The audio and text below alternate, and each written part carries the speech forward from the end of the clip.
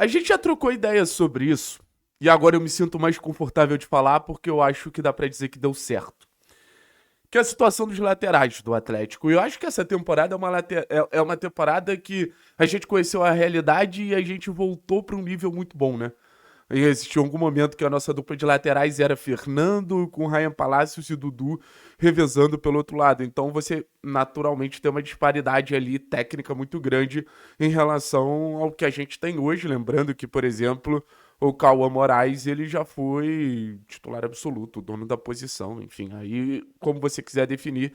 E mesmo assim, acho que com a chegada do Benavides, o Atlético conseguiu manter um nível muito legal ali, né? Você ter Esquivel e Léo Derek por um lado, o Benavides pelo outro, é algo que poucos clubes têm no futebol brasileiro em geral, no sentido de ter uma tranquilidade muito grande em relação à dupla de laterais e entender que são laterais que não só não comprometem, mas entender que são laterais que potencializam o setor, que podem entregar coisas boas para o setor. Então acho que o Atlético ele tá num patamar muito legal quando o assunto é o lateral, mas vem pro raciocínio comigo, tá? Antes, cara, deixa o like, me dá essa moral, deixa o like.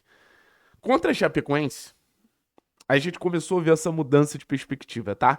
Porque você teve o gol do Léo Derek e você teve o Lucas Esquivel dando uma assistência. Aí contra o Volta Redonda, você tem duas assistências do Gaston Benavides. E o que que eu percebo? Volto a dizer, deixa o like, que eu vou te contar o que eu percebo. Primeiro de tudo é que o Atlético ele tem maneiras diferentes de chegar com os seus laterais. E eu acho isso ótimo. Você tem a possibilidade, utilizando o Léo Derek, de ataque à profundidade. Um jogador que tem muito essa capacidade de atacar o fundo, de buscar as costas da defesa. Muito rápido, muito leve. O Léo Derek vira quase que um atacante. O que permite que você tenha, por exemplo, a dupla Léo Derek e Lucas Esquivel. Que apesar de ter uma boa presença ofensiva, o Lucas Esquivel nunca foi esse jogador de fundo. O Lucas Esquivel, ele sempre foi um jogador de mais associação. O Lucas Esquivel sempre foi um jogador de toques mais curtos. O Lucas Esquivel sempre foi um jogador de pequenos encaixes ali. E aí você tem um cara que é um organizador do seu time. E aí você tem um jogador que é um jogador que vai te oferecer a capacidade de você ter mais um camisa 10. Eu gostei muito desse termo quando o Marcelo Beckler trouxe e eu vou trazer de novo. A presença do Lucas Esquivel é um doping esportivo no sentido de você ter um lateral esquerdo de um nível muito alto, de uma capacidade de passe muito alta, de uma capacidade de cruzamento muito alta, e você ainda tem mais um organizador, você ainda tem mais um ritmista. Você ainda tem mais um jogador para fazer essa circulação de bola eficiente acontecer. Então, no final das contas, você ganha muito com o Esquivel ali e você pode fazer essa dupla. Apesar de eu gostar do Esquivel com mais liberdade, apesar de eu achar que o Esquivel com mais liberdade pode influenciar mais no campo de ataque, eu não vejo problema.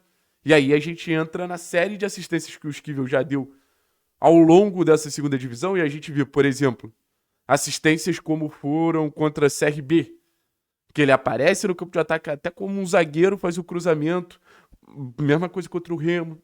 Aí você tem o jogo contra a Chapecoense, o jogo contra o Avaí, a bola longa do Esquivel. Então o leque de opções do Lucas Esquivel acaba sendo um leque de opções muito grande, né? Das maneiras que ele pode nos ajudar, da maneira que ele pode nos influenciar. E, cara, o que a gente viu no último jogo do Benavides é atuação grande de lateral. Eu sempre falei pra você, na média que existe hoje no futebol brasileiro, você ter um lateral com capacidade de impactar jogo, com capacidade de influenciar jogo, que desequilibra não é simples, não é fácil. E, cara, o Benavides deu duas assistências, né? E o Benavides ele já vinha ensaiando essa presença maior no campo de ataque, né? Ele já vinha ensaiando ser esse jogador com mais capacidade de criar situações.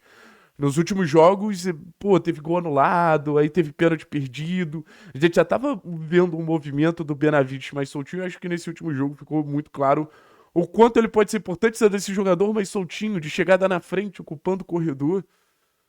A nossa avaliação mesmo de quem analisou o Benavides viu o Benavides muito mais como terceiro zagueiro quando ele chega do Tajeres e ele vai se provando lateral que pode ter toda a presença ofensiva do mundo. Então, assim, são três alternativas, são três nomes que fica muito claro que o Atlético ele tem como mexer essas pecinhas para você ter esses jogadores com impacto ofensivo muito significativo, né? Porque eu acho que não basta ter só presença ofensiva é importantíssimo. Presença ofensiva é fundamental, mas impacto ofensivo aí acaba sendo outra coisa, que é você estar no campo de ataque e você gerar situações que desequilibram a seu favor. É mais ou menos isso que eu quero provocar vocês, sabe? É mais ou menos isso que eu quero incentivar vocês a entenderem que não adianta eles estarem lá. É óbvio que é importante você ter alternativas, mas enfim. E agora pensando no jogo com o Atlético, né? O jogo com o Atlético vai ser um jogo muito importante pra gente usar o lado do campo, assim. Se a gente for levar em consideração, o Atlético usa muitos pontas.